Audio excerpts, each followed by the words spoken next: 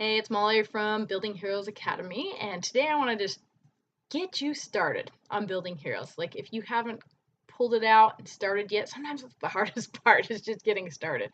So, we created this to be pull it out and go curriculum. So, we made it so that all the supplies you might need are hopefully things you already have on hand, and there is a supply list that you can check out there too to make sure, but we wanted it just to be very simple that way. You can just pull it out and go. So, all you got to do is either open it up here on your laptop, on your tablet, on your phone, whatever, and you can teach it directly from that online version, or you can print it all out too, because some of us are old school that way, and then just put in a binder or something.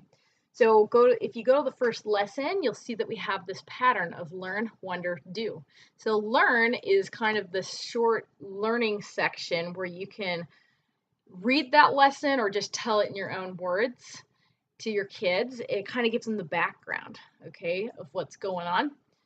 And then, or what, just the knowledge that you're introducing to them. And then you have the wonder section, which is where you ask the kids questions in order to help them make connections. Now, making connections is really awesome because that's what makes learning fun. So when you connect two different things that don't seem connected, that's an epiphany. And you'd be like, oh, that's so cool. And that's seriously way fun to do that. Now, they're not always going to get an epiphany every time you ask questions. And sometimes they may even be annoyed if you ask questions. So then just don't. Ask them some later, And sometimes I like to ask these questions during the learn lesson. And sometimes I will ask them while they're busy in the do section.